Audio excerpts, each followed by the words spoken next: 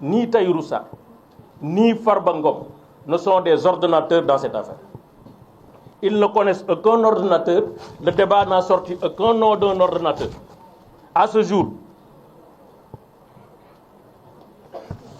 aucun ordonnateur, aucun comptable public, aucune complicité établie, aucune relation établie entre Farba Ngom, Tahirou Sarr et un ordonnateur.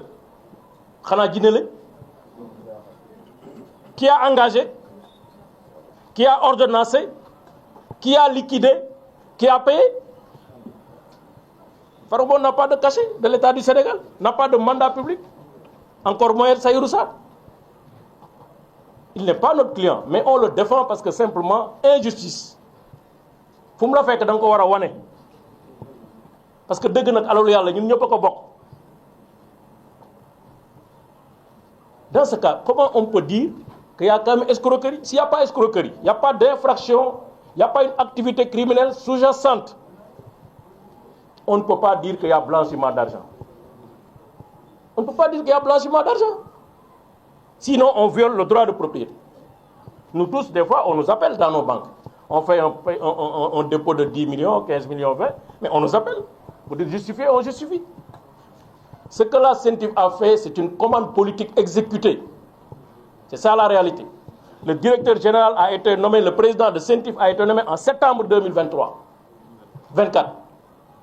2 mois après, il fait un rapport. C'est clair, c'est un inspecteur des impôts et domaines.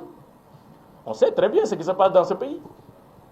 Il y a une gouvernance de la fiscalité. Il faut oser dire les choses et les nommer. Sinon, nous sommes gagnés. En l'espace de 2 mois, un service aussi complexe, vous n'avez même pas le temps de vous asseoir sur votre fauteuil. Vous pondez un rapport comme ça, compilation de chiffres. On compile tous les mouvements qui ont été faits dans le dossier, dans le compte de Tahirou Sarr, de 2013, 2014 à 2024. Pour un homme d'affaires, ça va faire 91 milliards. On prend tous les mouvements des comptes de Farba Ngom et de ses sociétés, on fait la compilation depuis 2014 jusqu'en 2024. Ça fait 31 milliards. Mais après,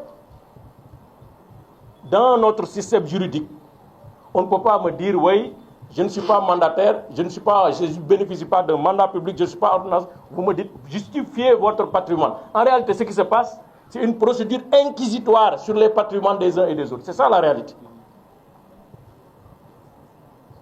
L'argent qui sort des comptes de l'État du Sénégal, on n'a pas besoin de le blanchir.